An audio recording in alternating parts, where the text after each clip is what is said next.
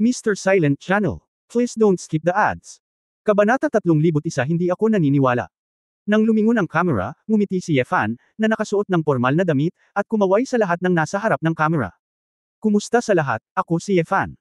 Matapos anyayahan ng host si Yefan na maupo, nagsimula siyang magtanong. Lord Sword God, paano mo naisip na handa kang tanggapin ang aming panayam? Ang pangunahing dahilan ay kailangan nating ipaalam sa lahat ng mga angkan kung anong uri ng pagsubok ang ating kinakaharap. At pagkatapos, ang aming diskarte sa pagtugon ay ano sila. Seryosong sagot ni Yefan. Talaga, hindi ako naniniwala. Ang mukhang kaina hinala ang hostess. Walang imak ang mukha ni Yefan. Ang host kaya ito ay Chen ang apelyido. Bagamat medyo out of the way ang host ng interview, buti na lang at matagumpay na natapos ang interview in the end. Si Yefan ay matiyagang kumuha ng group photo kasama ang mga tao mula sa Feihan. Nang matapos ang gawain, nagmamadaling umalis si Yefan, at lahat ng mga piging na nag-imbita sa kanya sa hapunan ay iniiwasan. Nalaman ni Yefan na hindi talaga siya angkop na maging pinuno, makisalamuha, magdaos ng mga pagpupulong, at humarap sa publiko. Hindi ito ang gusto niya at magaling. Bumalik sa Central. Nakagawa na si Ling Yue ng maraming palasyo, at mayroong isang flint compass, na napakaginhawang itayo. Pinaghiwalay ng pamilya ni Yefan ang isang lugar sa palasyo bilang pansamantalang tahanan. Pagkapasok niya sa opisina ni Su Qingzhou, nahiga si Yefan sa sofa. Niyakap ni Tuan Chua ng matabang tigre at inihagis ang sarili sa mga bisig ni Yefan. Bumalik na si Dad. Pinaglaruan ni Yefan ang kanyang anak na babae at itinaas ito ng mataas, at hinimas ang balahibo ng matabang tigre, na ginawang napaka-komportable ng batang lalaki. Mas mabuti pang nasa bahay lang misis. Sa susunod kaya muna to mag-isa. Muntik na akong mamatay sa kahihiyan sa hostess. Napabuntong hininga si Yefan. Asawa, napakahusay mo. Ngayon ang kasikatan ng iyong pakikipanayam sa internet ay nalampasan ang pinakamataas na halaga ng lahat ng mga nakaraang panayam. Napakataas din ang rate ng papuri para sa iyo. Iniisip ng lahat na ikaw ay napakaresponsable at isang mahusay na pinuno, sabi ni Su Qingzhou nang may kasiyahan. Tara, hindi ko sinagot ayon sa manuscript na binigay mo sa akin, malamang. Ngumisi si Yefan. Kung gayon ay hindi ako sumasang-ayon. Wala akong lakas ng loob na sabihin pa. Ang aming asawa. Pagdating sa lip service, siya ay hindi bababa sa antas ng emperador, sabi ni Su Qingzhou. Pinapapuri mo ba ako o sinasaktan? Bakit parang may something sa mga salita mo? Nakaramdam ng kakaiba si Yefan. Napakurap si Su Qingzhou, hulaan mo para sa iyong sarili. Natahimik si Yefan saglit, masyadong tamad na makilala ang mga babae sa pangkalahatan. Sa oras na ito, isang pas ang dumating mula kay Yufo, at ang emperador ang tumawag sa kanya pabalik. May naisip si Yefan, sinabi kay Su Qingzhou na magsasanay siya, at lumabas. Halika sa Kyushu College headquarters. Pumasok si Yefan sa mundo ni Emperor Ziggy at nakilala si Yao Zhongguo. Napag-isipan mo na ba? Nakangiting tanong ni Yefan. May bahid ng pananibik sa mukha ni Yao Zhongguo. Nabasa ko ang iyong panayam, at ako ay lubos na humanga, lalo na ang diskarte ng wartime conscription, ay talagang napakatalino. Tila kinukuha nito ang mababang ranggo ng mga miyembro bilang mga kuli, ngunit sa katunayan, ito ay banayad na magpapahusay sa lakas ng angkan mula sa ugat. Hindi ito sasalungat ng mga konserbatibo, at ganap na maiiwasan ang mga panloob na salungatan. Ito ay masyadong matalino. Lord Sword God, pinagdudahan kita noon, pero ngayon naniniwala ako na seryoso mong iniisip ang clan. Medyo hindi nasisiyahan si Yefan. Paumanhin, ito ay talagang ideya ni Su Qingzhou. Gayunpaman, sumang-ayon ang mag-asawa na may mahiyaing mukha. Pagkatapos ay pumayag ka na ibigay ang listahan. Tumanggo si Yao Zhongguo, maaari kong sabihin sa iyo ang lahat ng miyembro ng Dragon Supreme. Nasaan ang listahan? Tanong ni Yefan. Nasa isip ko ang lahat, sabi ni Yao Zhongguo. Hindi mo ito ni-record. Sa isip ko lang ang isang listahang tulad nito ang makakasiguro sa kanilang kaligtasan, matigas na sabi ni Yao Zhongguo. Napangiti si Yefan ng maluwag, nang walang gaanong kalokohan, kaya iniulat ni Yao Zhongguo ang lahat. Matapos kumpirmahin ng ilang mga tao na may dizigi, at naniniwala na silang lahat ay mga batang talento, ganap na naniwala si Yefan. Matapos makahanap ng lugar na walang tao, bumalik si Yefan at ang emperador at pinalaya si Yao Zhongguo.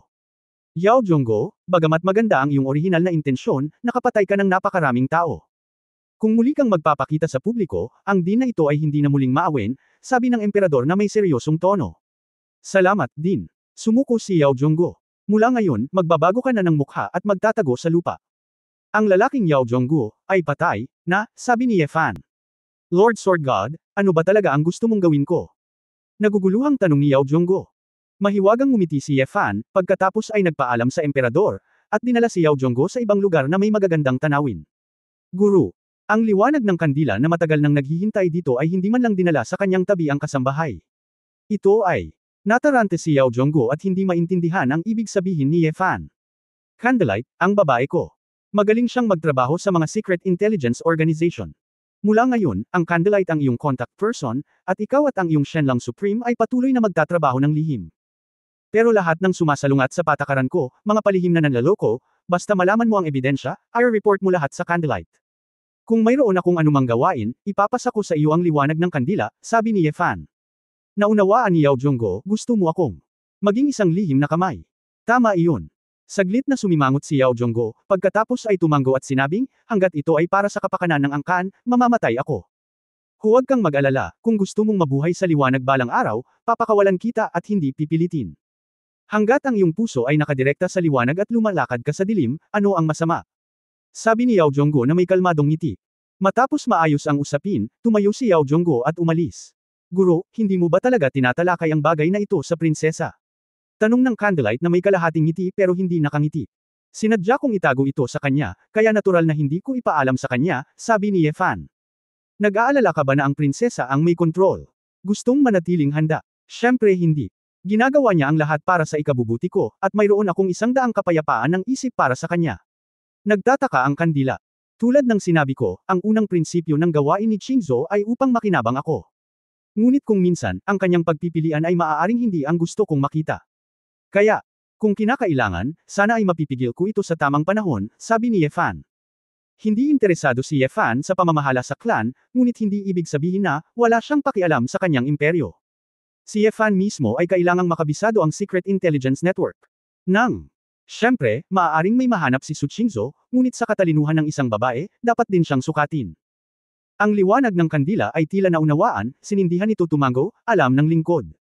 Sa sumunod na 2 araw, patuloy na nakilala ni Ye Fan ang kanyang walang katulad na si Qinglong. Paulit-ulit niyang sinubukang pumunta sa Shenlong Temple, ngunit hindi pa rin nagtagumpay. Kahit na ginamit niya ang kanyang sword intent na gamitin ang Azure Dragon Technique, hindi siya maaaring dayain ng kanyang bloodline. Sa panig ni Ayer, ang arcane domain ay kinokontrol niya, at ang katayuan ng Diyos ng paglikha ay talagang napaka-stable.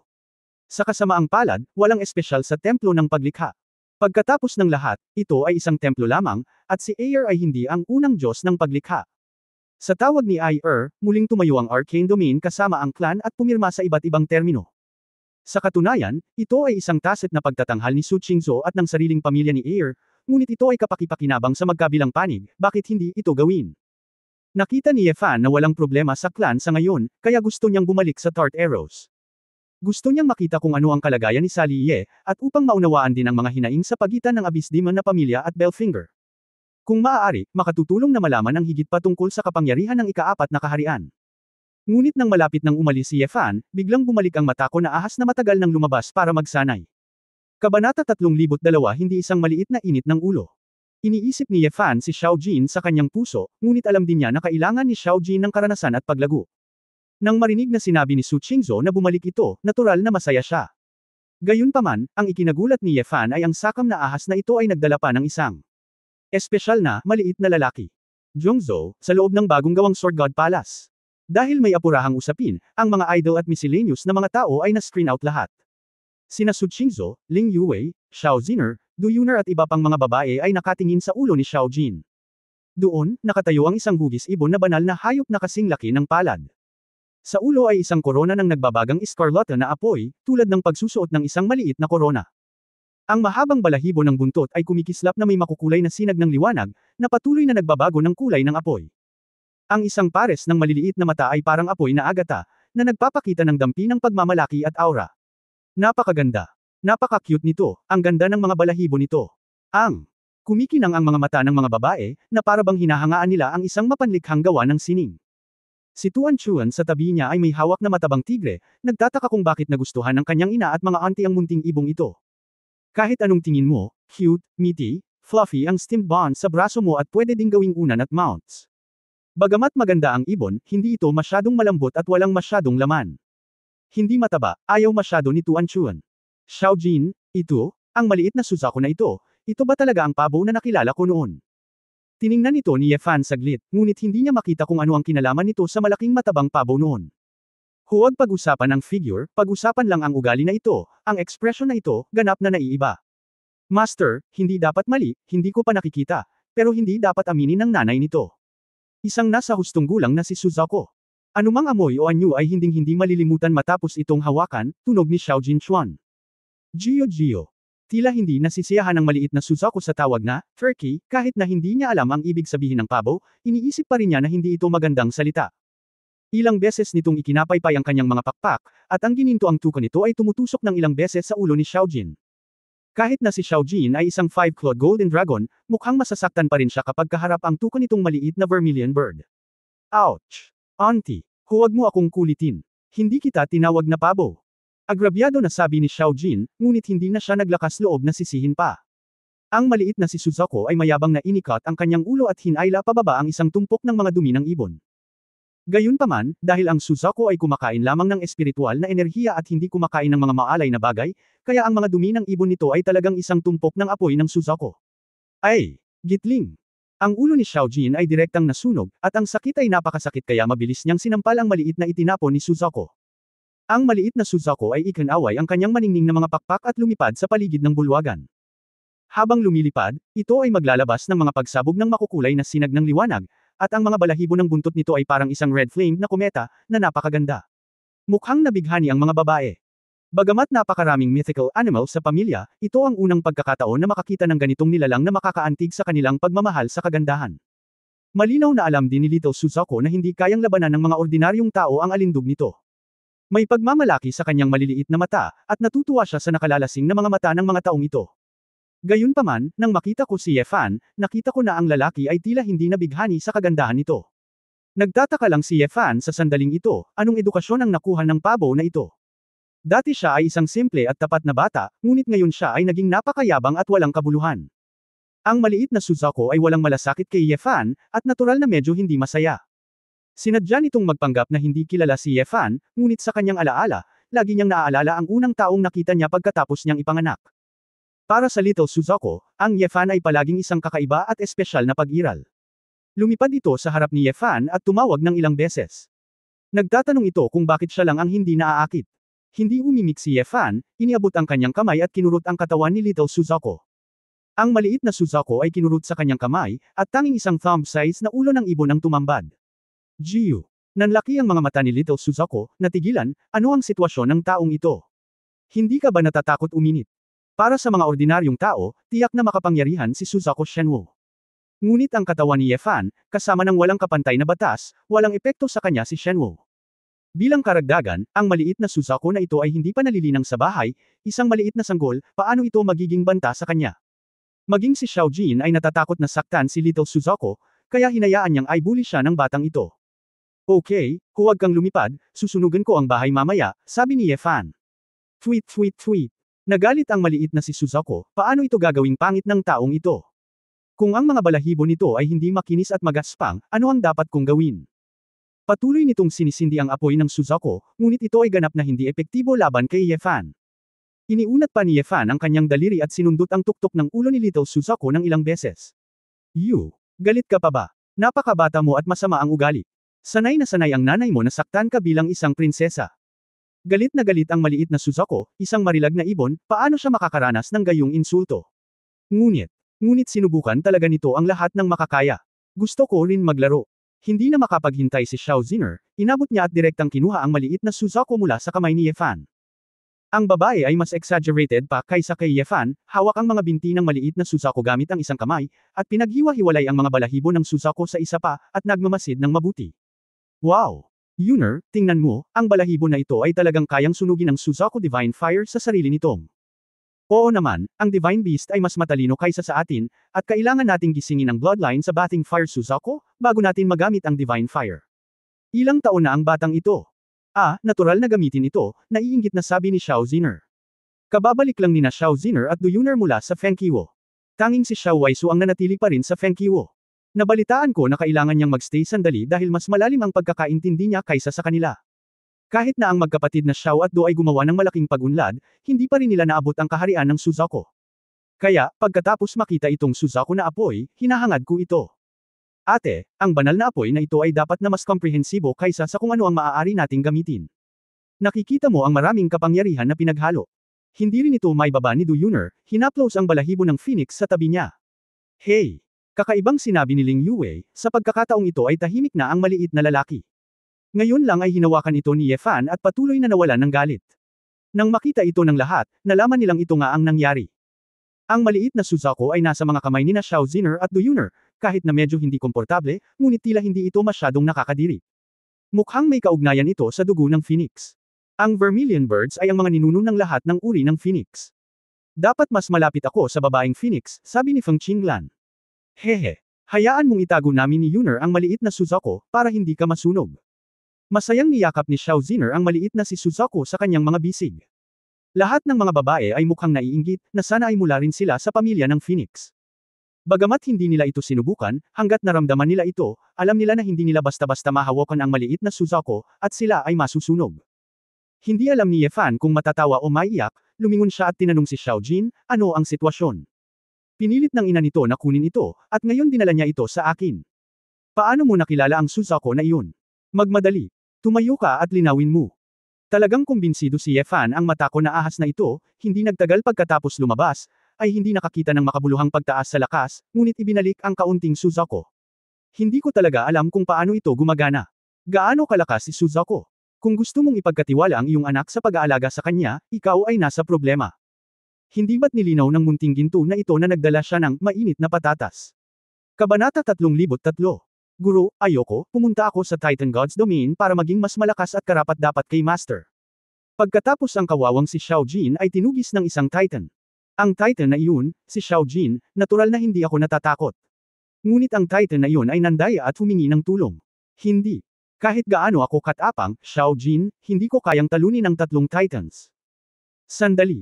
Itinaas ni Ye Fan ang kanyang kamay at sumimangot, maaari mong alisin ang adjective para sa heroic o isang bagay. At saka, dapat linawin mo muna, bakit ka gustong tugisin ng mga Titans? Ang mga Titan ay pawang mga lumang antik na nabuhay ng walang nakakaalam kung ilang panahon, anong uri ng mga bagyo ang hindi mo pa nakita? Meron ako. Walang kinalaman sa iyo, isang matako na ahas. Sobrang busy ba nila? Kumurap si Xiao Jin at Bam-ulong, iyan ay. Kumain ka lang. Kumain ng ilan sa mga prutas mula sa pamilyang Titan. Umakyat si Ye Fan at hinampas ng kamao ang ulo ni Xiao Jin. Kumain ka ng kaunti. Nagsasabi ka ba ng totoo? Napasigaw si Xiao Jin sa sakit, at kinailangan niyang umamin. Ito ay lumabas na pagkatapos gumala-gala sa Titan God's Domain para sa isang sandali, ang lumang problema ay ginawa. Ang domain ng Titan God ay malawak at walang hangganan, ngunit sa katunayan ay hindi ito nakakaharap ng anumang buhay. Sanay na si Xiao Jin sa malalaking isda at karne tuwing weekdays, at biglang nakaramdam ng kaunting kalungkutan sa kanyang tiyan. Nakita nito na mayroong isang malaking piraso ng lupa, at mayroong isang malaking piraso ng espiritual na prutas na hindi pa nakita noon. Sa sandaling maamoy mo ang bunga ng espiritu, alam mo na ito ay hindi karaniwan. Bagamat may ilang uri ng text sa tabi ng halamanan na may nakasulat na ilang babala, hindi nag-abala si Xiao Jin na isipin ito. Kapag walang nakikitang tao sa paligid, pinagpipiestahan niya ito. Ngunit sino ang nakakaalam, sa kalagitnaan ng pagkain, bumalik ang Titan na pumunta sa malayong mundo ng tubig para kumuha ng tubig. Nakita ng Titan na ang kanyang taniman ay kinain ni Xiao Jin, at galit na galit si Thunder. Daladala ang isang higanteng kalikay na bakal na mas mahaba kaysa sa katawan ni Xiao Jin, naglunsad siya ng habulan. Kapag bumaba ang rake ng bakal, ang ordinaryong maliliit at katamtamang laki ng mga planeta ay agad na nadudurog. Kahit na ang figure ni Xiao Jin ay pinakawalan sa sukdulan, sa harap ng Titan God, ito ay parang bulate sa harap ng isang tao. Isang magsasaka, may hawak na kalikay na bakal, hinahabol ang isang uod. Kailan? Narinig ng lahat ang paglalarawan ni Xiao Jin, hindi maiwasang pumasok sa isipan nila ang eksena. Hindi mo na kailangan pang tingnan, mararamdaman mo kung gaano katikot si Xiao Jin noong mga oras na iyon, tinatayang lumabas ang ihi ng dragon. Sa kabutihang palad, si Xiao Jin ay hindi isang ordinaryong earthworm. Bagamat ilang beses siyang binaril, nakaligtas siya. Walang magawa, may nakasalubong din akong dalawang kalapit na Titan sa daan. Ang bilog ng mga pangunahing Titan ay maliit at kilala ng lahat ang isa't isa. Nang marinig niya na ang taniman ng Titan ay ninakaw, siya ay labis na nagalit, na nabuo ang isang sitwasyon kung saan ang tatlong Titans ay nanghuli at pinatay si Xiao Jin. Si Xiao Jin ay desperadong tumakbo, ngunit hindi nito nakilala ang daan, at maaari lamang lumipad kung saan mayroong masaganang espiritual na enerhiya. Bilang resulta, pumasok siya sa isang pulang kristal na lambak ng apoy na puno ng diwa ng apoy. Ang iba't ibang mga puno ng eroplano doon ay tumutubo sa matigas na apoy na kristal. Ang hangin ay puno ng makapangyarihang primordial power ng apoy. Doon ko, nakilala ang ina ng munting tiyahin na ito. Ang nakatatandang kapatid na si Suzuko ay walang pakialam nang makita niya ako, ngunit mayroon akong panlasa sa iyo, ang Panginoon. Kaya lumapit ang nakatatandang kapatid na si Suzuko at sinabihan ng tatlong Titans na itigil na ang paghabol sa akin. Ang tatlong Titans ang lahat ay nagbebenta ng mukha, kaya hayaan mo ako. Ngunit anong uri ng dragon ang aking munting ginto? Noon pa man ay may pag-ibig at katwiran, at ang kabaitan ay masusuklian. Tinulungan ako ni Kuya Suzuko, at tiyak na babayaran ko ito at may gagawin ako para dito.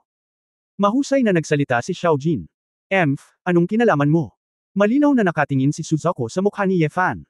Kung hindi, walang pakialam ang mga tao sa iyong buhay o kamatayan. Ang walang hiyang sakam na ahas, ang dami niyang dinanas, at muntik na siyang mapatay dahil sa kanyang kasakiman. Napamura si Xiaojiner. Ibinaba ni Xiaojin ang kanyang ulo sa kahihiyan. Sa kabuuan, sinabi ni Sister Suzuko na nakakaharap ngayon ng isang mahalagang labanan sa loob ng clan. Ngunit sa mga bata, ito ay magiging lubhang disadvantageous. Dahil dito, ang batang ito ay magiging kahinaan nito at maaaring gamitin ng mga kalaban nito. Pangalawa, kung ito ay nasugatan sa labanan, hindi nito mapoprotektahan ang bata sa oras. Kaya, sa ngayon, gusto nitong hilingin sa may-ari nito na alagaan ito para sa iyo. Hindi ito mapagkakatiwalaan ng mga ordinaryong tao, at hindi rin ito matatanggap ng batang ito.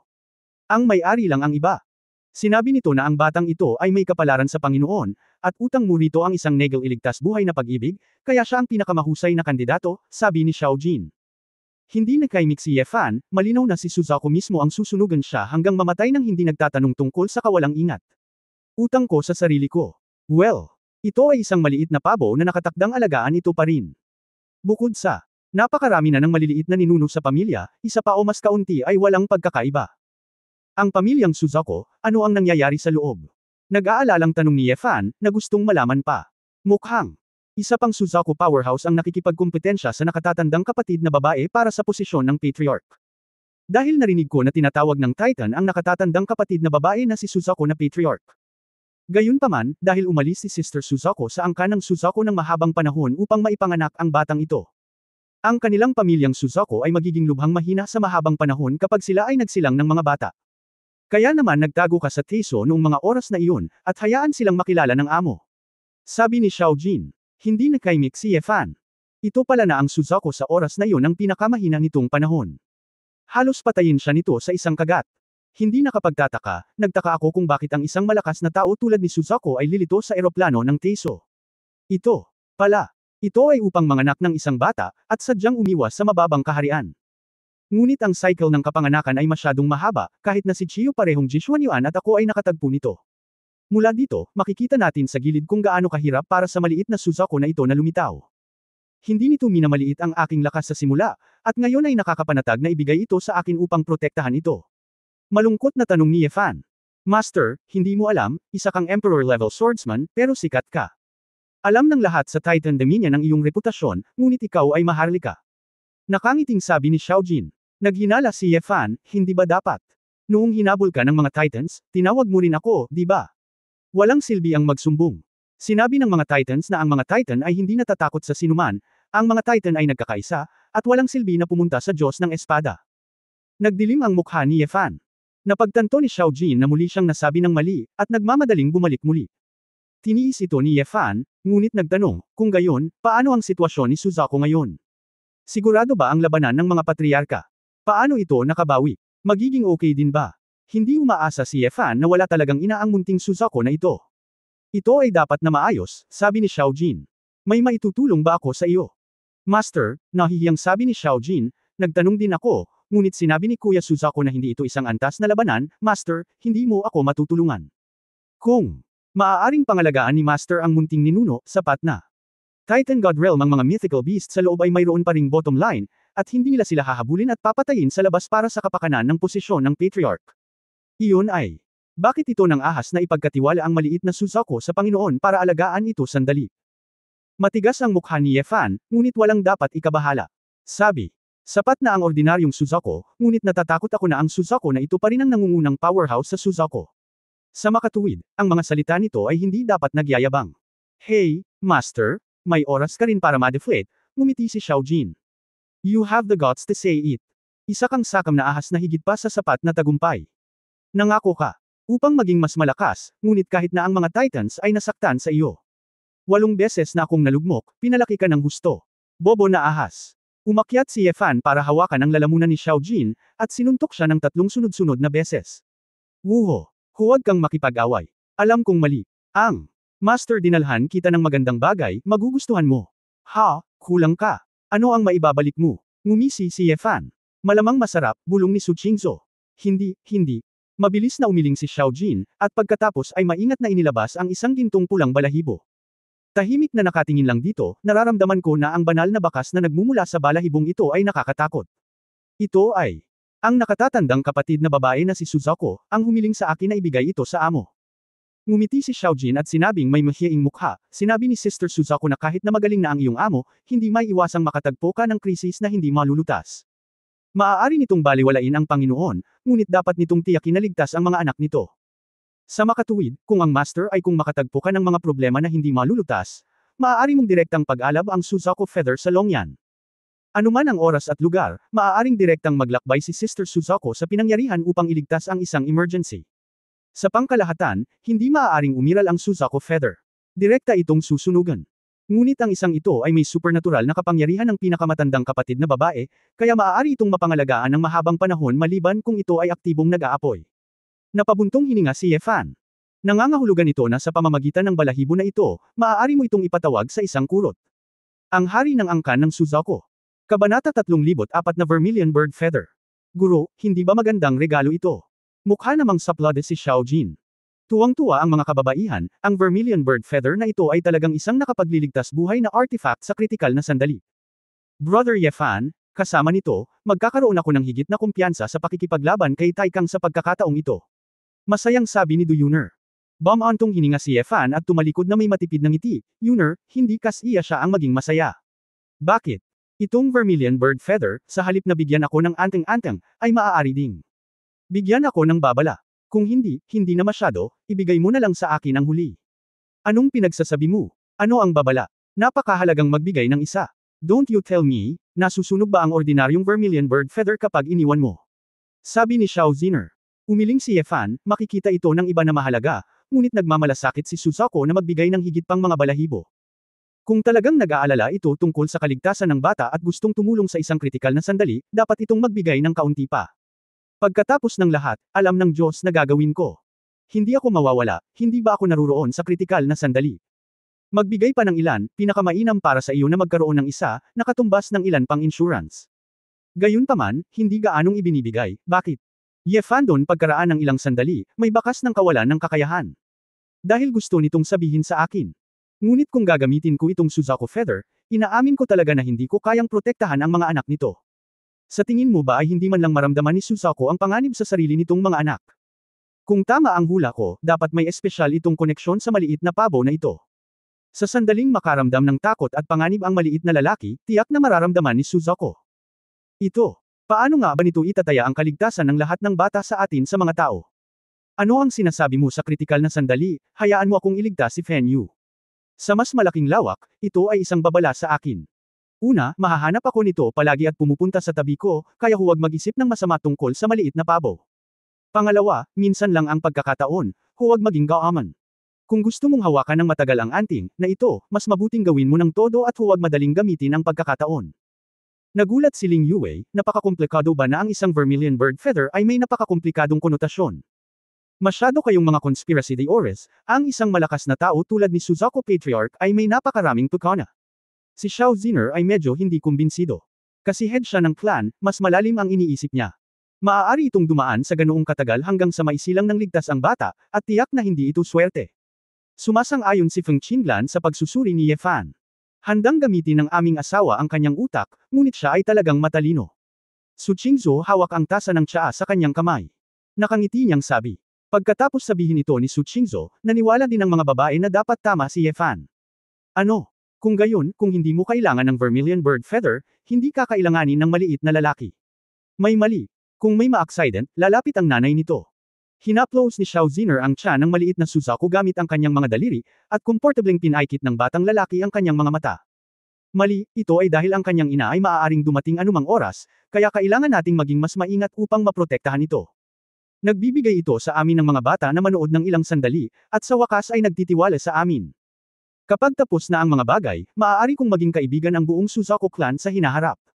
Ang gulo na, at wala ka ng tiwala dito. Maaaring ito ay isang kalamidad pa rin, sabi ni Yefan. Hindi naman, anyway, pwede itong dumating anumang oras, ano ang maaaring mangyari? Ibinigay ang iyong anak sa isang yaya. Kung pinaglalaroan lang ni yaya ang kanyang cellphone at mawawala ang bata. Bagamat sa wakas ay natagpuan na, kaya mo bang tiisin ang ganitong bagay? Biro ni Yefan. Ano ba, wala akong anak. Ngumuso si Xiao Ziner at biglang may naisip, isang itim na gintong Emperor level na Phoenix Flame ang nag-apoy sa kanyang daliri. Direktang ibinuka ng maliit na Suzaku ang kanyang bibig at kumain ng may sarap. Hehe. Tingnan mo si Yuner, ang batang ito ay mahilig ding kumain ng apoy. Talaga. Pinaglaruan din ni Du Yuner ang kanyang puso, na nagpakawalan ng apoy ng Phoenix para pakainin ang maliit na Suzaku.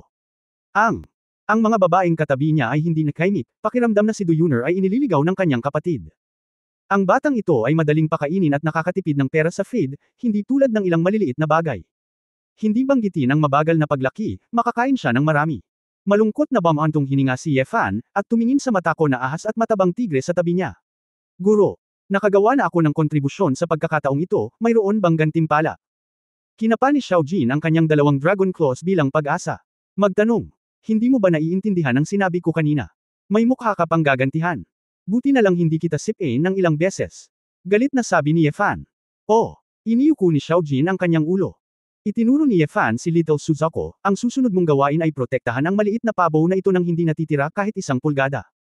Kung ano ang ibinalik mo, ikaw ang may pananagutan. Kung may nangyaring mali, inihaw ka ng nakatatandang kapatid na si Suzaku. Ang kaliskis ng dragon sa mukha ni Xiao Jin ay halos berde, at mukha siyang desperado. Hindi, Master. Imposible talaga. Huwag mong tingnan kung gaano ito kaliit, mabubuli nito ang dragon. Gusto kong sundan ng Master at dumaan sa apoy at tubig.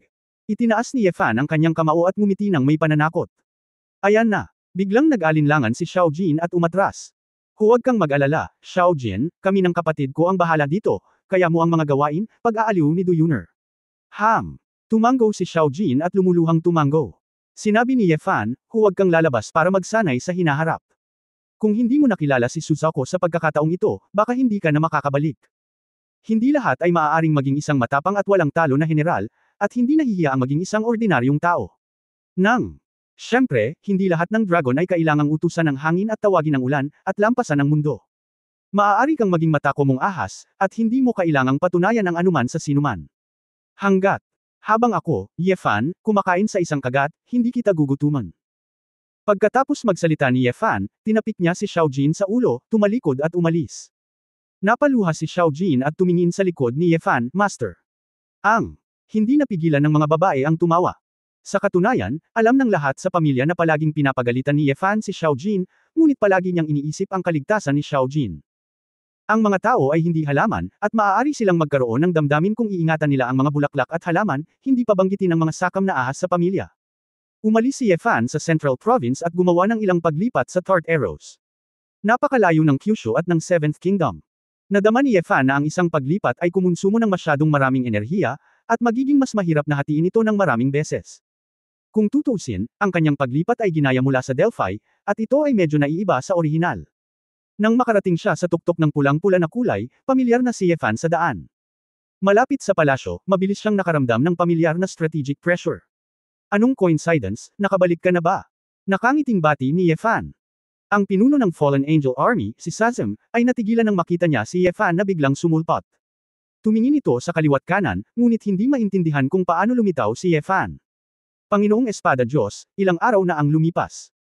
Hindi gaanong nagtanong si Sazem, nakangiting tumango, at sinabing, iulat ang ilan sa mga pinakabagong estratehikong kaayusan ng militar sa kanyang Royal Highness the Demon King. Nasugatan ka ba? Natagpuan ni Yefan na hindi masyadong maganda ang mukha ni Sazem. Kabanata 3,500 masyadong mahirap. Kahit na ang taong ito ay may sakit sa lahat ng oras, sa pagkakataong ito ay isang panloob na pinsala. Nagkaroon ng labanan sa Sea Dragon Army ng 5th Demon King, at ang magkabilang panig ay nagdusa ng husto. Nasugatan din ang strategic level na si Dragon ng kalaban na si Yumangan, pero halos hindi niya nagawang maitaboy ang kalaban, 2 beses umubo si Sazem. Mukhang napakahirap pa rin ang kasalukuyang sitwasyon ng labanan, sabi ni Yefan. Mula nang bumalik si Lord Belial, nakayanan na namin ito kahit papaano. Kahit papaano ang Magic Dragon Army ni Fafner ay hindi na magagapi, at nakakahinga na tayo ng kaunti.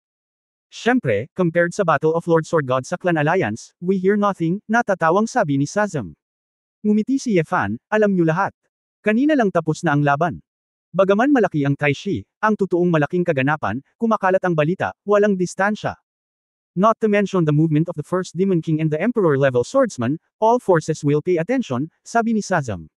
Medyo nahihiya si Yefan, sikat na sikat siya.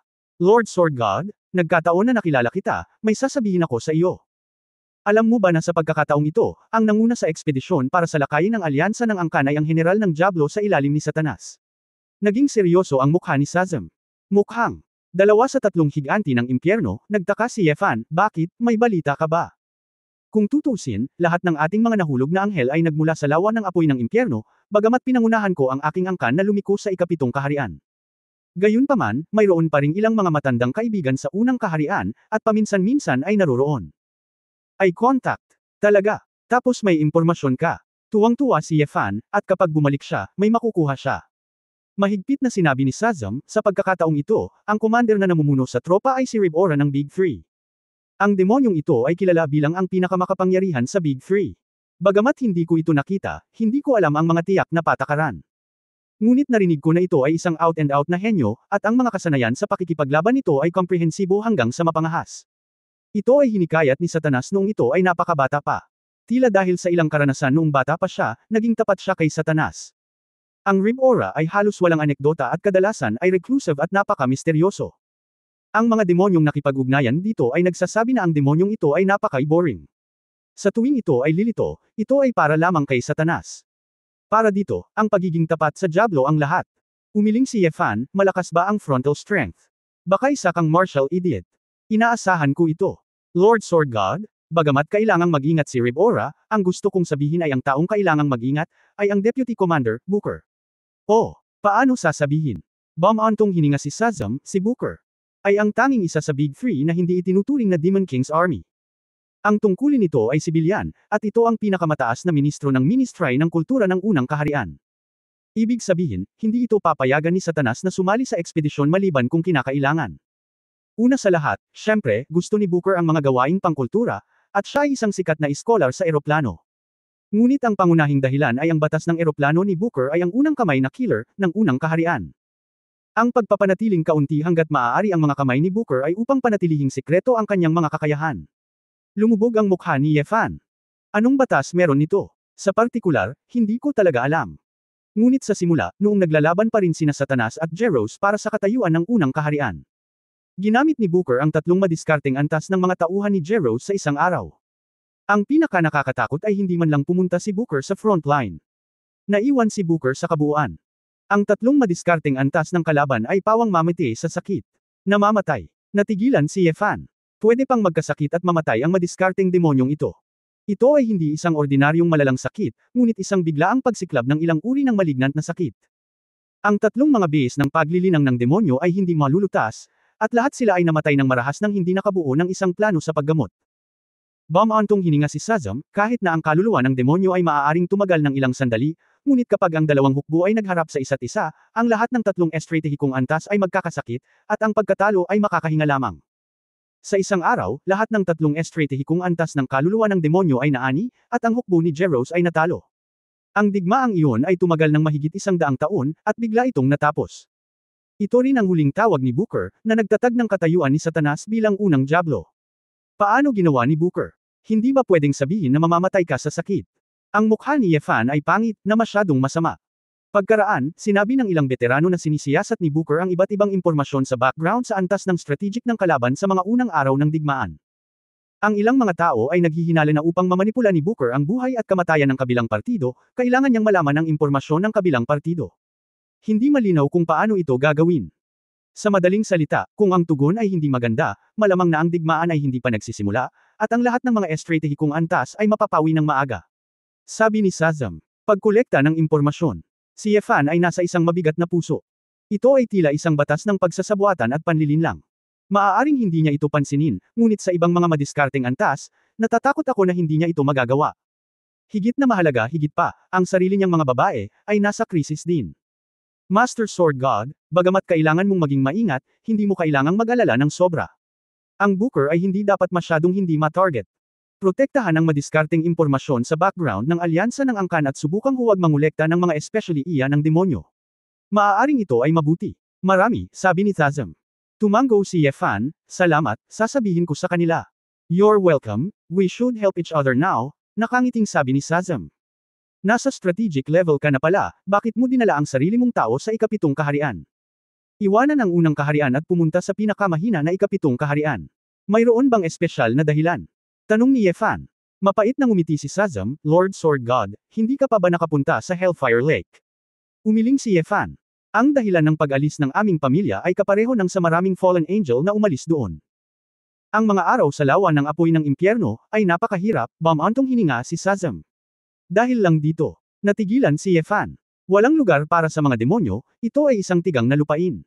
Doon ay kakaunti ang mga mapagkukunan, ang kapaligiran ng pamumuhay ay malupit, at ang buhay ay maaaring nasa panganib anumang oras.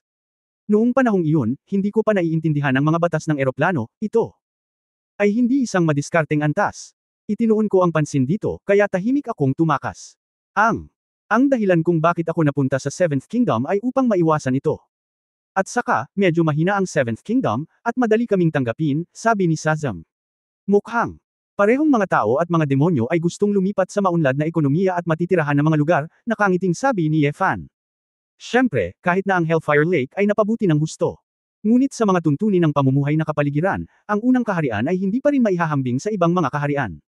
Karamihan sa mga mundo sa unang kaharian ay masama, dahil ang komposisyon ng mga bituin ay masyadong masama. Kung saan tayo maaaring magtanim, ang kapaligiran ay malupit, at ang kapaligiran ay medyo mas maganda, ngunit walang mga mapagkukunan ng paglilinang. Isang mundo na kasing ganda at komportable gaya ng Tartarus, bago tayo dumating dito, hindi tayo nang ahas na isipin. Napabuntong hininga na sabi ni Thazam, dahil dito, naiintindihan ko talaga kung bakit nahuhumaling sa pagsalakay ang unang Demon King's Army. Ang kanilang kagustuhang lumaban ay nagmumula sa kanilang sariling pagdurusa, at lahat sila ay tumulong sa kanilang mga kamag-anak at lumaban para sa magandang bukas. Kung kailangan mo ito, maaari mong pag-usapan ito, ngunit kung direkta kang pupunta sa digmaan, maaari lamang tayong lumaban, sabi ni Yefan. Nako, natural lang yan. Nakita ni Thazam na malapit na ang oras kaya umalis na siya at pumasok sa palasyo. Pumunta si Yefan sa likod at gustong makita muna si Sally Ye. Anyway, malalaman ni Asmodeus kapag bumalik siya. Kung gusto mo siyang hanapin, natural na darating ka. Gusto ni Yefan na pumunta sa Belial para magtanong tungkol sa ika-4 na hari ng demonyo. Sa katunayan, hindi mahalaga kung makita mo ang ikapitong demonyo. Laging nararamdaman ni Yefan na baka si Belial ang magsasabi sa kanya ng totoo, pero hindi si Asmodeus. Maraming maitim na sipol sa paligid ng courtyard, ngunit walang nang ahas na pigilan ang pagpasok ni Yefan. Nang makita niya si Sally Ye sa looban, ang batang babae ay patuloy na umaagos ng mga particle ng demonyo. Ito ay itim na parang tinta. Sa pagitan ng mga butil, ang mahabang pilak na buhok ay lumipad ng walang hangin at kumikislap. Tila nag-aaral siya ng kursong pagsasanay ng Abyss Witch. Siya ay labis na nasangkot at hindi napansin ang pagdating ni Yefan. Gayunpaman, saglit lang nanood si Yefan, at medyo hindi tama. Kabanata 3,006 na isang liham. Bagamat matagal na niyang hindi nakikita si Sally Ye, ngunit ang lakas ni Sally ay tila bumubuti ng kaunti. Ang susi ay, malinaw niyang nararamdaman na si Sally Ye ay may tendensya na mabangis na paglaki. Sa relatibong pagsasalita, ang kaluluwa ng demonyo ay hindi masyadong lumaki, ngunit ang cultivation base, ang pisikal na katawan, ay dumami na ng ilang beses. Hindi naman imposible, pero medyo iba pa rin. Hindi nag-abala si Yefan at tahimik na naghintay sa tabi niya ng ilang sandali. Nang imulat ni Sally Ye ang kanyang mga mata, ang kanyang maliwanag na mga mata ay biglang nagpakita ng saya. Kuya Yefan, kailan ka dumating? Hindi naman nagtagal ay nagtanim ka na kaya hindi nakita na abala. Ngumiti si Yefan. Narinig ko ang tungkol sa alyansa ng clan, okay ka lang ba? Nag-aalalang tanong ni Sally. Mabuti naman, ayos lang sa ngayon, kung hindi, wala na akong panahon na makita ka. Napansin ni Yefan ang mga mata ng babae, at talagang may dampi ng iskarlota. Ito ay isang estado na si Sally Ye lamang ang nakasipsip ng dugo noon. Sally Ye, ang iyong mga mata. Bakit medyo naiiba ang mga kulay? May kinalaman ba ito sa iyong paglilinang? Halatang iba sa dati. Naglilihim ka ba sa akin, anong mapanganib na kagawian ang ginagawa mo? Hindi nasisiyahang sabi ni Yefan. Hindi delikado. Alam ni Sally Ye na hindi niya ito mate at tago, kaya kailangan niyang sabihin, oo. Gusto kong pagbutihin ang aking lakas hanggat maaari bago umatake si Tai Kang. Kung susundin ko ang normal na pamamaraan ng paglilinang, aabutin ng libo-libo o kahit 10,000 taon kung gusto nating lumaki upang ganap na maprotektahan ang ating sarili, kung walang espesyal na pagkakataon. Ngunit ang digmaan ay darating, at hindi ko nais na pigilan ang lahat. Kaya, gusto ko lang gamitin ang talento ng lahi ng dugo para pagbutihin ang aking lakas sa maikling panahon. Sumisipsip ka ba ng dugo? Lumubog ang mukha ni Yefan, at talagang nahulaan niya ito. Kuya Yefan, huwag kang mag-alala, napag-usapan ko na ito ng aking lolo. Hindi tulad ng mga ordinaryong mangkukulam sa kailaliman, mayroon akong kakayahan ng mga vampira, na maaaring lumakas sa maikling panahon sa pamamagitan ng pagsipsip ng dugo. Sa makatuwid, kung gagamit ako ng dugo araw-araw upang pagsamasamahin ang aking paglilinang sa maayos na paraan, mabilis akong mapapabuti. Bagamat hindi ito pang matagalan, maaari din itong palakasin ang sarili bago ang digmaan. Ngunit kung mas maraming dugo ang sinisipsip mo, mas madaling mawala ang iyong isip. Dahil ang iyong tinubuan ay ang iyong pisikal na katawan at paglilinang lamang, at hindi nito mapapabuti ang iyong kaluluwang demonyo. Medyo naiinis si Yefan. Alam ko. Pero sabi ni Lolo, basta magsanay tayo ayon sa pamamaraan ng ating pamilya ng demonyo sa kailaliman, makokontrol ito. Ang dugong kinuha ko ay pinili rin ng aking lolo. Ito ay nakolekta mula sa ilang masunurin na espiritong hayop, na lahat ay medyo neutral at mapayapang enerhiya. Ngayon ay mas mabilis na akong umuunlad, at kapag tumawag ang Silver Kingdom, mas magkakaroon ako ng kumpiyansa. Malungkot na sinabi ni Sally, alam ko, kapatid na Yefan, ayaw mong gawin ko ito, ngunit hindi ko kayang panuurin ang lahat na walang magawang lumaban para sa aking dugo, ngunit wala akong ginagawa sa aking sarili. Yefan sumimangot. Sa katunayan, ang pag-inom ng dugo lamang ay hindi isang malaking bagay. Mangolekta ng dugo at ibigay kay Sally, tulad ng pag-inom ng gamot ng ilang tao. At si Sally ay parang hindi na makontrol. Isang pinsala. Ngunit, palagi niyang nararamdaman na may mali. Sabi mo, nangako si Asmodeus sa iyo na maglilinang ng ganito, at handang tumulong sa iyo. Tanong ni Yefan. Oo, kung wala ang tulong ng aking lolo, hindi ako makakakuha ng napakagandang dugo. Sabi ni Sally, at naglabas ng isang kristal na bote, na puno ng sariwang dugo ng espiritong hayop. Sa sandaling buksan mo ang bote, mararamdaman mo ang kasaganaan ng espiritual na enerhiya. Tingnan mo kung hindi ka maniniwala. Dugo ito ni Bai Zi. Hindi naman ito masamang inumin. Ito ay may halimuyak na espiritu ng damo. Medyo natarante si Yefan, ngunit, ito ay makatuwiran, hindi ba minamaliit ng iyong lolo ang angkan ng dugo? Ang pagpapahusay sa iyo ng iyong lakas sa pamamagitan ng dugo ay nangangahulugan ng pag-asa sa kakayahan ng Blood Clan. Ito ay dapat na isang uri ng kalapastanganan para sa Abyss Demon Royal Family, tama ba? Maaaring hindi komportable, ngunit gusto ni Lolo na mabuhay ako ng ligtas, nakangiting sabi ni Sally. Tinanong mo ba si Asmodeus tungkol dito, o iminungkahi kanya? Tanong ni Yefan. Pumunta ako kay Lolo para magtanong tungkol sa panandaliang paraan para maging mas malakas, at tinalakay namin ito ng magkasama, sabi ni Sally. Ang mukha ni Yefan ay komplikado, at siya ay medyo naghinala. Brother Yefan, alam ko na maaaring hindi mo masyadong pinagkakatiwalaan ang aking lolo, ngunit dapat kang maniwala sa akin. Hindi ako tanga. Kung talagang nakakasama sa akin ang ugali na ito, hindi ko ito tatanggapin. Ito. Wala talagang epekto sa akin, and it can improve your strength, aliw na sabi ni Sally. Narinig ito ni Yefan ng babae, kaya hindi magandang pilitin siyang huminto sa pagsasanay. Kung tutusin, naging mas malakas nga si Sally para mas maprotektahan niya ang sarili niya. Bukod dito, kahit na ang dugo ng espiritong hayop na ito ay ang pinakamahusay na inumin, ito ay pag-inom ng dugo pagkatapos ng lahat. Siguradong determinado si Sally at nagsumikap din siyang maglinang ng husto. Wala akong ebidensya, pero hindi ko kayang hampasin siya ng bulag. Okay, then you have to remember that as soon as there is something wrong, let me know as soon as possible. Kung sa tingin mo ay may mali, ihinto ang pagsasanay ng mabilis, sabi ni Yefan. Well, don't worry, tumango si Sally. Brother Yefan, gaano ka nakatagal nakabalik ngayon? May kailangan ka bang gawin? Maikling sinabi ni Yefan tungkol sa ika-4 na hari ng demonyo. Halatang nagulat din si Sally na si Belfinger pala ang tiyahin niya. Ganito ang Abyss Witch. Kahit na mas malakas ang bloodline kaysa sa Heretic God, mas mahirap itong gisingin. Walang epekto ang bloodline sa katawan ko dahil mahina. Sayang naman kung tutuusin lahat naman sila kamag-anak kaya ang gulo, napabuntong hininga si Sally To be honest, hindi ko masyadong maintindihan. Ano ang benepisyong na idudulot ni Belfinger sa kanya? Kahit na mamatay ka, hindi ba mas ligtas na makipagtulungan sa 5th at 6th Kingdoms? Umiling si Yefan. Marahil. Ito ay isang maling pagtatansya ng lakas ng alyansa ng angkan. Posible rin na binigyan ito ni Satanas ng anumang pakinabang. Hulaan ni Sally Nagkibit balikat si Yefan, hindi ko pa alam, maghintay hanggang tanungin ko ang iyong lolo sa tuhod, baka may malaman siya. Brother Yefan, aalis ka na kaagad. Nag-aatubili si Sally Hindi naman nagmamadali, bakit hindi ako sumama sa iyo? Nakangiting sabi ni Yefan. Okay. Kung hindi ka sasama, kadalasan hindi ako makakalabas. Pagkatapos ng lahat, walang sinumang magpoprotekta dito, Ito ay magiging lubhang mapanganib. Kung nandoon ka, dapat pumayag ang lolo ko. Matapos tanungin si Asmodeus, umalis sina Yefan at Shaliye sa palasyo. Walang sinabi si Asmodeus kay Yefan, magalang lang siyang binati. Sa katunayan, hindi masyadong binisita ni Yefan ang tuktok ng pulang-pula. Matapos ang 2 araw na pakikipaglaro kay Shaliye, nagpapahinga rin ito sa dalaga. Bagamat gusto talaga ni Shaliye na pumunta sa alyansa ng angkan kasama niya para makita ang ibang tao, nagpigil siya para sa kaligtasan. Brother Yefan, ako ay talagang nagkakasalungatan. Nag-aalala ako na ang digmaan ay ganap na sumiklab, ngunit inaasahan ko rin na tapusin ang digmaan sa lalong madaling panahon. Dahil hanggat hindi neresolba ang krisis, hindi ako magiging libre ng isang araw. Kapag lumaki ka, natural na magiging malaya ako, nakangiting sabi ni Yefan. Masyadong mahaba, reklamo ni Sally. Ang masayang oras ay maikli, pinabalik ni Yefan ang babae sa palasyo, at iniabot sa kanya ang bagong binuong kagamitan sa komunikasyon na si Chu Yunyao. Pagkatapos, tinanong ni Yefan si Asmodeus kung nasaan si Bilil. Ngunit talagang kinokopya ni Asmodeus ang mga kasulatang Budista, at hiniling lamang sa pambansang guro na si Jalan na ipaalam sa kanya. Hindi rin nakaimik si Yefan, ngunit magtanong lang ng malinaw. Bago umalis, inabot ni Jalan ang isang sulat kay Yefan. Lord Sword God, tama lang na bumalik ka. Iniisip ko pa kung paano ibibigay ang sulat na ito sa iyo.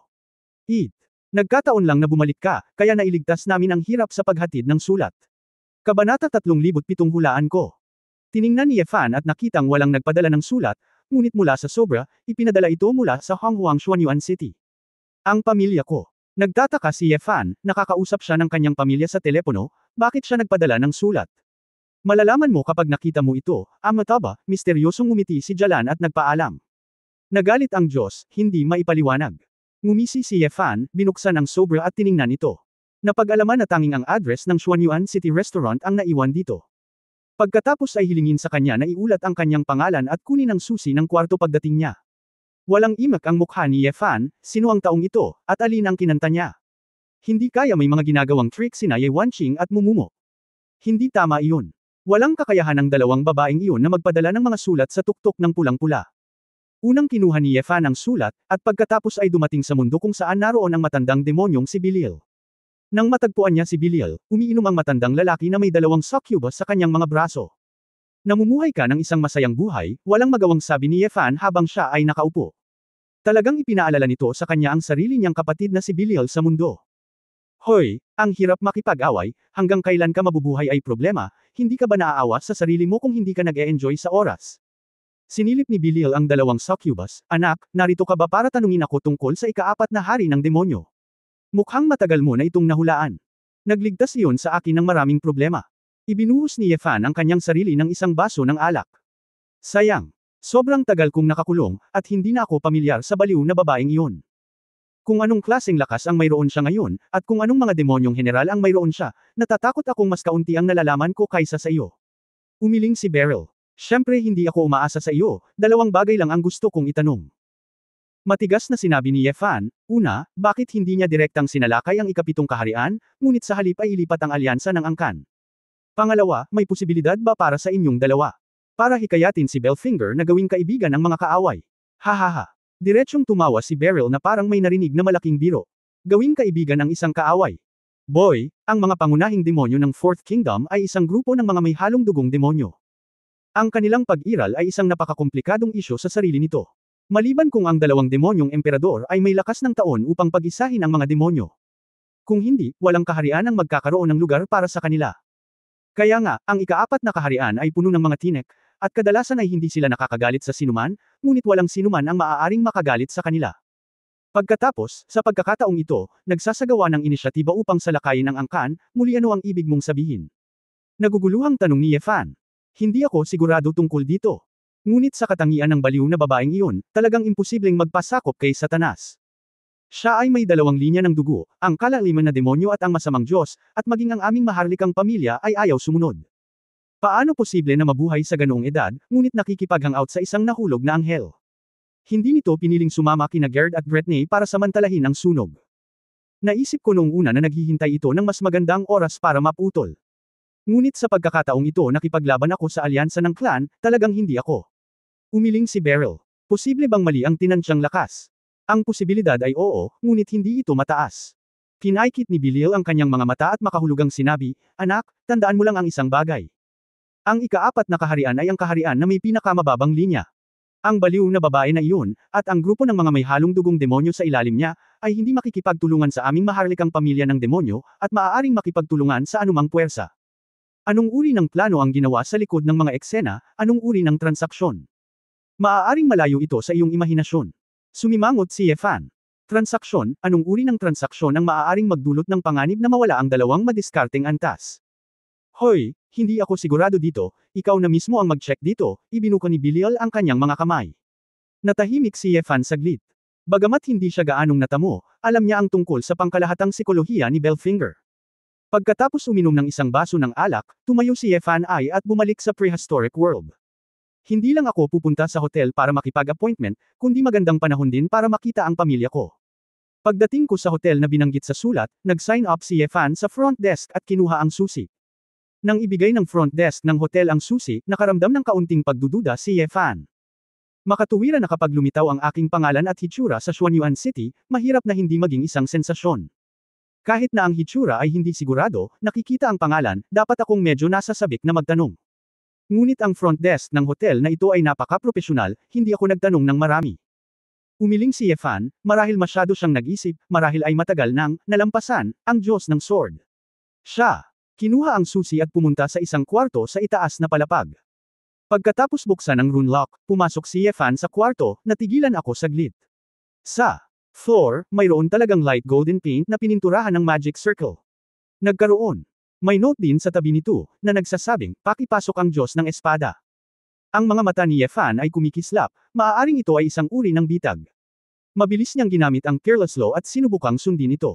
Teleportasyon. Bagaman hindi siya sigurado, ngunit nakikita ang pagbuo na ito, tila may mga pagbabago sa spatial na enerhiya. Dahil ang enerhiya ay hindi sapat na malakas, si Yefan ay masyadong tamad na mag-isip tungkol dito at pumasok. Na-activate ang magic circle, at nagbago ang eksena sa harap ng mga mata ni Yefan. Lumitaw siya sa isang hindi pamilyar na bakuran. Inalis ni Yefan ang kanyang sentido, at lumabas na ang lugar na ito ay Xuanyuan City pa rin. Inihatid lang siya ng kabilang partido mula sa inn patungo sa pribadong bakuran na ito. Naglakad-lakad si Yefan, ngunit walang tao sa bakuran. Hanggang sa biglang mula sa isang silid, may bakas ng pagbabago-bago ng enerhiya. Isang gwapong lalaki na may mahabang blonde na buhok na nakasuot ng blue ground gold thread pattern costume, isang hiyas at jade crown sa kanyang ulo, ang lumabas. Ang lalaki ay may banayad ng ngiti sa kanyang mukha, ngunit may marangal na ugali ng isang nakatataas sa pagitan ng kanyang mga kilay. Hawak-hawak niya ang isang medyo komplikadong gadget, na tila mga metal hook ng iba't ibang geometric structures, na isa-isang nakakabit. Malakas. Si Yefan ay agad na gumawa ng paghatol sa kanyang puso. Bagamat hindi niya masabi ang lalim ng kanyang paglilinang, ang taong ito, kahit na hindi niya may kumpara kay Feng Xiaotian, ay nasa antas man lang ng emperador. Mr. Sword God, pasensya na, medyo na-delay ako.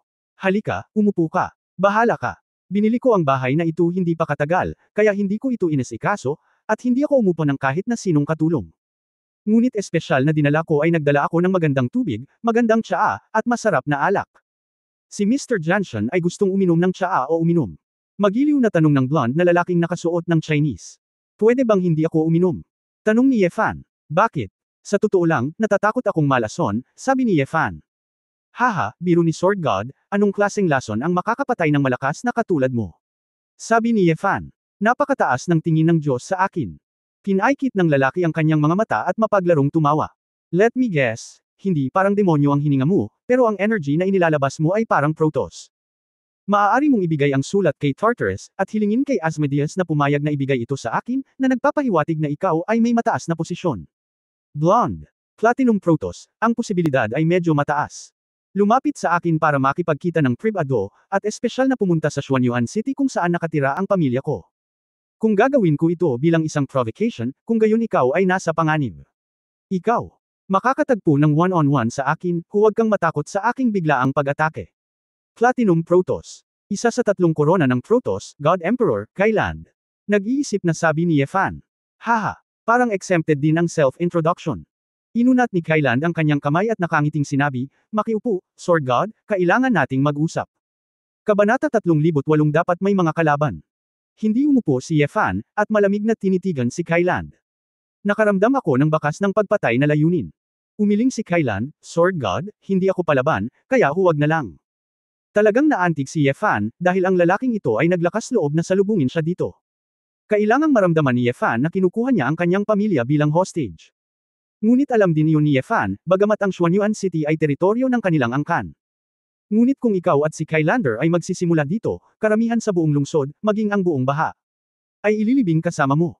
Bukod dito, hindi sigurado si Yefan na mapapatay niya siya rito. Pagkatapos mag-isip tungkol dito, naramdaman ni Yefan na ang pagpatay sa Emperor ay hindi ang pinakamahusay na pagpipilian. Pagkatapos ng lahat, si Angel ay nasa Platinum God race pa rin.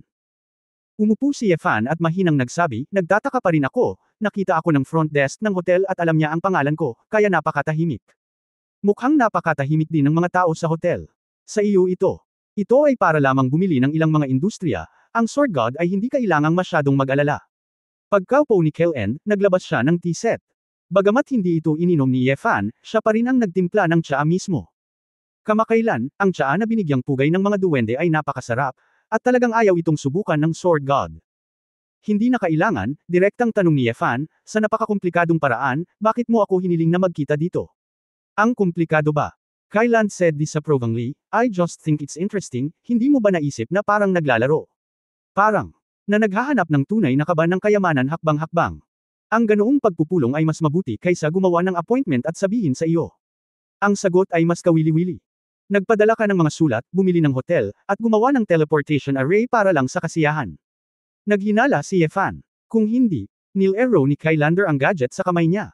Natahimik si Yefan saglit, ang lalaking ito ay tila nagsasabi ng totoo, hindi kalokohan.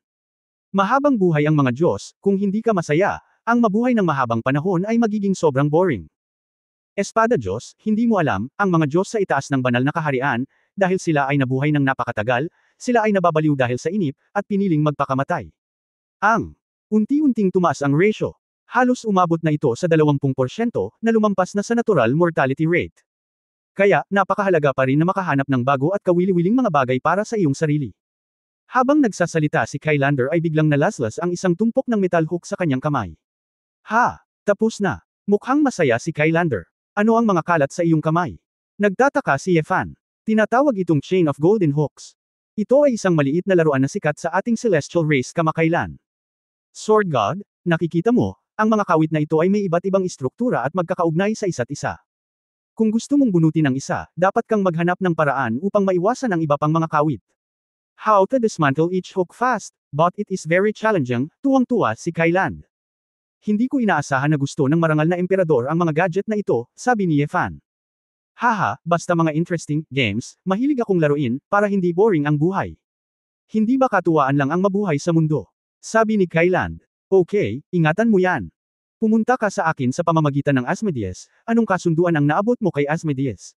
Nagtataka si Yefan. Ibinaba ni Kylander ang gintong kawit, at isang madilim na liwanag ang bumungad sa kanyang mga mata. Sword God, alam mo ba kung bakit dapat magkaaway ang Protoss at ang mga demonyo? Bakit hindi pa tumigil ang digmaan mula noong sinaunang panahon? Natahimik sandali si Yefan, mayroon bang awayan ng dugo mula noong sinaunang panahon? Hindi, talagang may awayan, at nakipaglaban ito sa digmaan, sabi ni Kylan. Kaya pala ayaw nila sa isa't isa. Kung hindi natin sila kalahi, dapat iba ang puso nila. Haha, ang bawat isa ay nakatira sa kanilang sariling lugar, bakit kailangan nilang pakialam kung sila ay iisang lahi? Bakit? Tanong ni Yefan. Napakasimple, dahil wala tayong mga kaibigan, ngunit dapat tayong magkaroon ng kaway. Sabi ni Kylan. Oh, naisip ni Yefan na kawili-wili ito, paano mo nasabi? Una sa lahat, kung ang isang lahi ay gustong manatiling matatag at patuloy na umunlad, dapat itong magkaroon ng mga kaaway. Kung ang anumang lahi ay walang natural na mga kaaway, ito ay walang pakiramdam ng krisis. Nagsimulang mag-atubiling gumawa ng progreso. Hihina ang kabuuang lakas ng karera. Tayong mga Diyos at demonyo ay parehong makapangyarihan sa eroplano. Kung hindi tayo magkaaway, walang kalaban-laban. Sa ganitong paraan, malaon o huli, malalampasan tayo ng ibang lahi. Itinaas ni Kylan ang dalawang daliri. Ang pangalawang punto ay para ito sa pagkakaisa at katatagan ng lahi. Kung walang digmaan, walang kaaway, at walang krisis. Pagkatapos ay hindi na kailangan ng mga Diyos at demonyo ang Diyos na hari at ang hari ng demonyo. Ang bawat tao ay nabubuhay sa kanilang sariling buhay, bakit mag-abala anong mga pinuno ang gusto mo? Anong mga bayani ang gusto mo? Ang naghaharing uri ay hindi naiiral, at ang mga Diyos at mga demonyo ay magkakalat. Sa ganitong paraan, ang mga Diyos at mga demonyo ay bababa. Bagaman hindi posible na mapuksa, maaari itong ihambing sa mga dragon at zerg. Madedehado ka. Hey!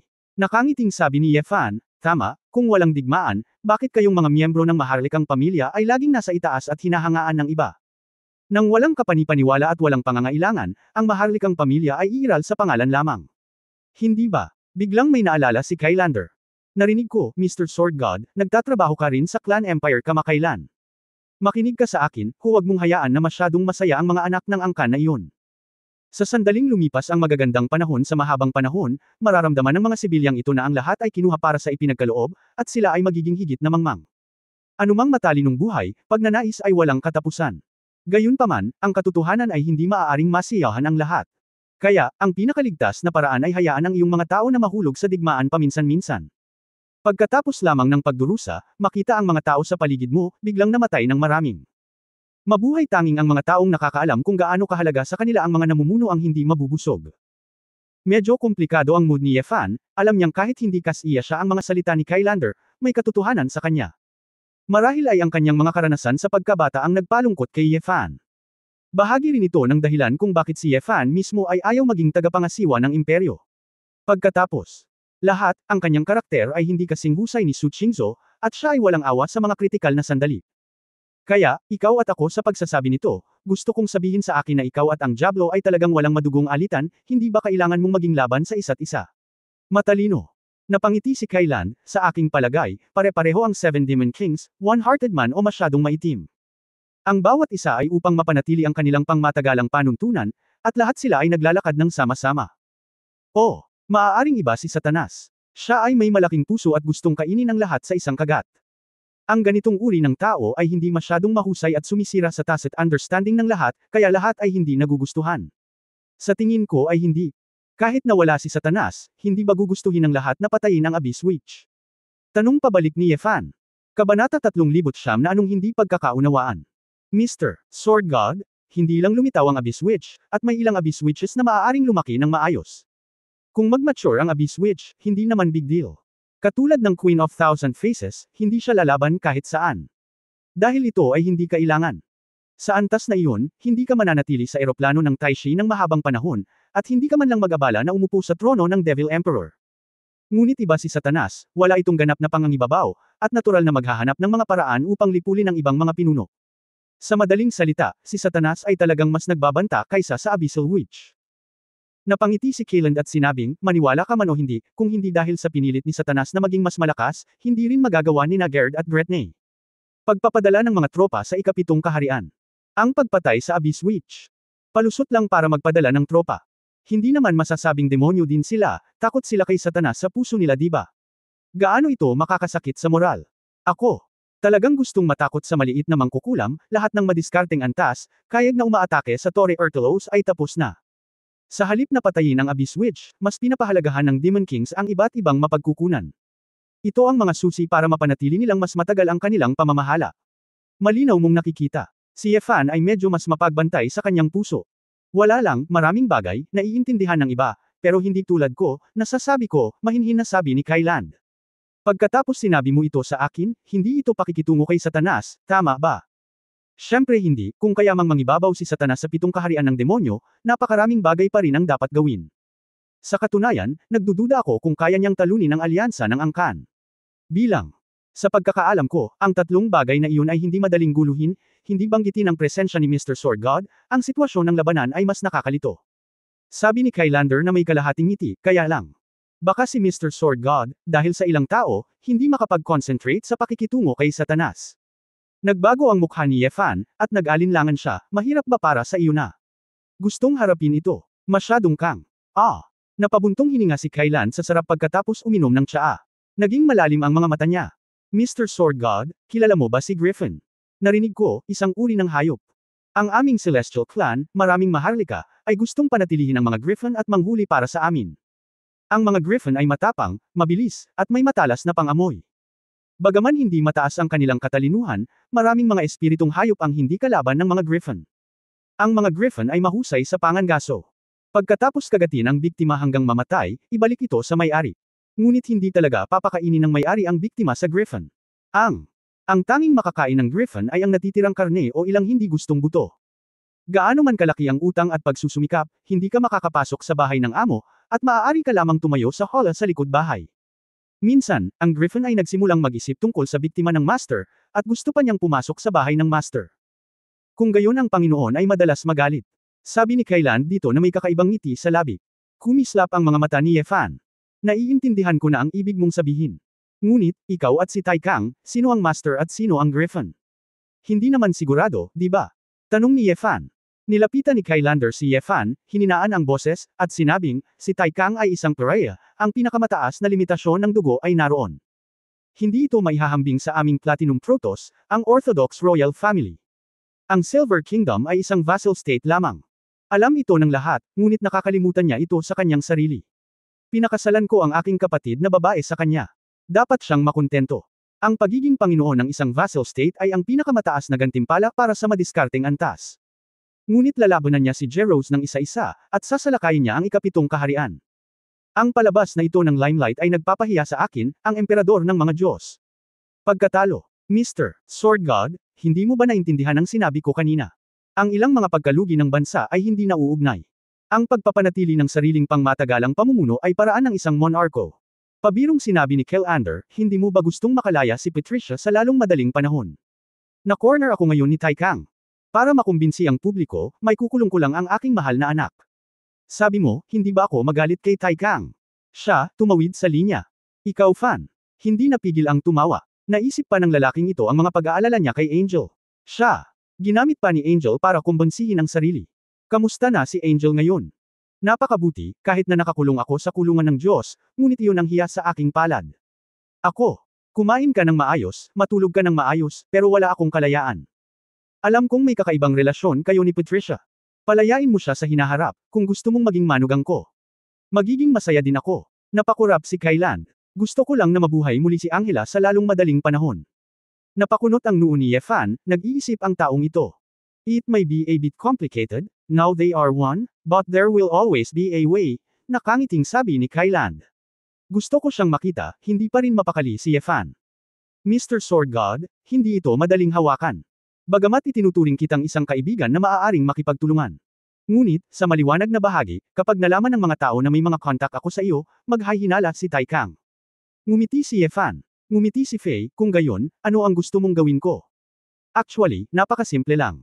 Kung papayagan si Tai Kang na salakayin si Tartarus, magiging halata ang digmaan at mahirap itong pigilan. Bago makarating si Tai Kang sa Tartarus, lulutasin niya ang problema. Nag-aalala ka na talagang nanalo si Tai Kang. Napakalakas niya kaya hindi garantisado ang katayuan mo bilang isang God Emperor. Hindi lang masama para sa akin, napakasama din ito para kay Mr. Sword God. Baka gusto talaga ni Mr. Sword God na makipagsapalaran. Para labanan si Tai Kang ng isa-isa. So, gusto mo akong makipagsanib puwersa sa iyo para lutisin ng maaga si Tai Kang. Masyadong simple ang iniisip mo tungkol kay Tai Kang, sabi ni Yefan. To tell the truth, ang mga kronye sa paligid ni Tai Kang, ang mga taong may kasama sa akin. Hanggat ikaw at ako ay magsanib puwersa, kami ay nagdidisenyo na pangunahan si Tai Ken sa bitag, patayin si Tai Ken, at siguraduhin mo iyon, panunuya ni Kyland. Namilog ang mga mata ni Yefan at nag-isip siya sandali. Paano ko malalaman, hindi ka nakipag-partner kay Tai Kang para harapin ako? Mr. Sword God, kung kasama ko si Tai Kang, bakit ibibigay ni Asmodeus ang sulat para sa akin? Nakipag-ugnayan ako kay Asmodeus ng pribado, ang bagay na ito ay kumalat, ngunit ito ay isang malaking dagok sa aking Platinum Royal Family. Nagpahayag ako ng sapat na sinseridad upang makilala ka dito. Hindi ba? Sabi ni Kyland. Ngumisi si Yefan, huwag mong sabihin ng maganda, nagtanong ka tungkol sa tirahan ng pamilya ko, at binanggit mo pa si Angela sa akin. Malinaw, ginagamit mo ang mga taong ito para takutin ako at pilitin akong makipagtulungan sa iyo. Mr. Sword God, masyado ka talagang nag-iisip. Wala akong balak na maging kaaway mo. Walang conflict sa pagitan ng interes mo at ng interes ko. Magkaibigan tayo, si Tai Kang ang karaniwang kaaway natin, seryosong sabi ni Kylander. Nag-flash ang iniisip ni Yefan, at pagkatapos mag-isip ng ilang sandali, tumayo siya. Basta tama ka, sa totoo lang, hindi ko pwedeng gawing taya ang kaligtasan ng buhay ng pamilya ko. Pagkatapos, gaya ng sinabi mo, humanap ng pagkakataon at magkapit-bisig upang malutas ang Tai Kang ng maaga, sabi ni Yefan. Mukha namang gamaan ang loob ni Kylander, bumangon at tumanggo at sinabing, alam ko na si Mr. Sword God ay isang malakas na tao na matino at alam ang pangkalahatang sitwasyon. Sinong nagsabi sa iyong banta mo ako sa pamilya ko? Nakangiting sabi ni Yefan. Hindi pagkakaunawaan, talagang hindi pagkakaunawaan. Paulit-ulit na winagiway ni Kailand ang kanyang mga kamay. Pagkatapos ng ilang maliit na pag-uusap, nag-iwan ako ng isang espesyal na impormasyon sa pakikipag-ugnayan, at nakipag-appointment para kumilos ng magkasama ng ayusin ito ni Kylander. Matapos gawin ito, nag-teleport si Kylander. Umalis si Yefan sa bakuran at naglakad pauwi na may maulap na tingin sa kanyang mga mata. Kabanata 3010 Elopement. Nang malapit nang makauwi si Yefan, bumalik ang kanyang ekspresyon sa kanyang natural na estado, na parang walang nangyari. Natural na tuwang-tuwa ang mga miyembro ng pamilya nang makita nilang bumalik si Yefan. Gayunpaman, nangyari na si Ji Sokson ay nagalit kay Ye Wangto. Si Jisoo pala ang makaluma. Ngayong nakapasok na siya sa Taishi Plane, mayroon na siyang iba't ibang teleportation formations at maaaring pumunta sa ibang mga mundo. Nais din niyang maglibot at makita ang labas ng mundo. Ngunit nadama ni Ye Wangto na okay ang kanilang lakas sa Great Desolation, ngunit masyadong mapanganib na pumunta sa ibang mga mundo. Nadama ni Ji Sokson na ang kanyang asawa ay masyadong mahiyain at walang sentimental, at sinabi na ang mga taong may mababang paglilinang ay maglalakas loob na pumunta sa mundo ng Diablo upang maglaro at iba pa. Si Niewuyo, Feng Yaoying at ang iba pa ay hindi masyadong napaniwala. Kung tutusin, ito ay isang bagay sa pagitan ng kanilang mag-asawa. Pinag-isipan ito ni Yefan, at pagkatapos ay ibinigay ito sa kanyang mga magulang at pamilya, bawat isa ay may sariling lumilipad na espada. Inabot ko rin pala sa kanila lahat ng contact device na ginawa ni Chu Yunyao. Sa ganitong paraan, kung may anumang panganib, maaari kang tumulong anumang oras. Gusto talaga ni Yefan na gawin ito, pagkatapos ng lahat, nalantad na ang kanyang pamilya. Kung sinabi niyang sinusubaybayan sila ng Diyos Emperor Kailan, at pagkatapos ay sapilitang paghihigpitan ng kanilang kalayaan, ito ay mag-aalala rin sa kanila. Sa ganitong paraan, maaari nilang i-escort sila kapag naglalakbay sila, at mapoprotektahan din sila ng hindi nalalaman. Napakasarap magkaroon ng Diyos ng espada bilang anak, hindi tulad ng isang walang kwentang matandang lalaki. Kinuha ni Ji Sokson ang lumilipad na espada at tuwang-tuwa siya kaya kinukutya niya si Ye Wangto sa mismong lugar. Si Ye Wangto ay mukhang walang magawa, ngunit sanay na siya. Dahil walang digmaan sa Great Wilderness, hindi na niya pinamunuan ang mga tropa upang lumaban, at siya ay naging hindi gaanong mahalaga sa bahay. Kuya, narinig ko na ikaw ay nasa alyansa ng Angkan, na may antas ng diskarte sa Angkan, at nakipag-away ka sa unang demonyong haring si Satanas. Kumusta ang labanan? Si Yehang ay labis na nag-aalala tungkol dito. Alam ni Yefan na ang mga bagay na ito ay hindi made at tago, kaya nakipag-chat siya sa kanyang pamilya para tiyakin sila. Nanatili sa bahay ng 2 araw at nasiyahan sa maikling oras ng pamilya kasama ang aking mga magulang at pamilya. Kaagad, natanggap ni Yefan ang balita mula kay Shi Lanyo. Brother Yefan, ang Gu na hiniling mong pag-aralan ko ay natapos na. Tuwang-tuwa si Yefan, ito na talaga ang tamang oras. Nagpaalam siya sa kanyang pamilya at bumalik sa mundo ng Titan. Sa Promise Array, maraming taon nang nag-aaral si Shi Lanyo. Sa sariling silid ni Shi Lanyo, nakita ni Yefan ang maraming kagamitan at kagamitan. Ang hangin ay napuno ng hindi maipaliwanag na amoy, at karamihan sa mga tao ay nalason sa kamatayan kapag sila ay pumasok. Magulo ang buhok ni Shi Lanyo, ngunit may excitement sa kanyang maganda at cute na maliit na mukha. Walang imak ang mukha ni Yefan, tila hindi gaanong naglinis si Shi Lanyo nitong mga nakaraang taon, at nagsasaliksik. Gayunpaman, salamat sa ganitong uri ng pagpupursage, kahit na magulo pa rin ang paglilinang ni Shi Lanyo, ang aura ng batas ng eroplano sa kanyang katawan ay lumakas at lumakas. Kuya Yefan, ito ang gusto mo. Sa sandaling itinaas ni Shi Lanyo ang kanyang kamay, isang kumikinang na puting bahagi ng liwanag ang lumitaw sa kanyang palad. Ang lugar ay tila isang maliit na goo-worm. Purong enerhiya na katawan. Nagulat si Yefan, walang entidad ang goo-worm na ito. Nangangahulugan din ito na mas mahirap itong matukoy. Oo, ako ay ganap na isinama sa banal na goo. Nalaman ko na hindi na kailangang linangin ang isang kumpletong anyo ng buhay. Ang kapangyarihan ng goo ay isang batas ng pagpapatakbo ng enerhiya, at ito ay katulad ng iba pang mga kapangyarihan. Tuwang-tuwang sinabi ni Shi Lanyu, pinangalanan ko itong Lengshi Gu mas upgraded. Hindi napigilan ni Yefan ang matawa, ang sama ng pangalan. Hindi ba masama? Nagpout si Shi Lanyo, anong tawag dyan? Maaari ba itong makatulong sa akin na mangolekta ng impormasyon tungkol sa mundo? Oo, hanggat ito ay itinanim sa isang buhay na nilalang, malalaman ko ang lahat ng nakikita at naririnig ng buhay na nilalang. Maaari kong malaman, kahit sa dulo ng mundo. Gayunpaman, hindi tulad ng orihinal na Rhinoceros Gu, hindi ako maaapektuhan, ginagamit ko lang ang taong itinanim bilang monitor. Nagmamalaki si Shi Lanyo, maliban na lang kung ito ay isang partikular na sensitibong powerhouse. Ordinary Chaos Realm, kahit Open Heaven Realm, ay hindi mahanap. Sigurado ka na ba? Nag-alinlangan si Yefan. Siyempre, nasubukan ko na ito sa aking mga kapatid na babae. Pagkatapos magsalita ni Shi Lanyo, dali-dali niyang tinakpan ang kanyang bibig at awkward na ngumiti. Ang ibang mga babae ay halatang hindi alam na sila ay tretuhin bilang guinea pig.